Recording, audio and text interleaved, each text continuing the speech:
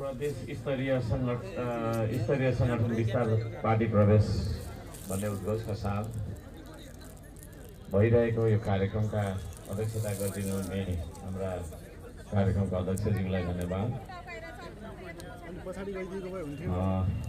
हाम्रा उम्मेदवार यहाँबाट हामीले उम्मेदवार खडा गरेका छौँ, उभिदिनु होला।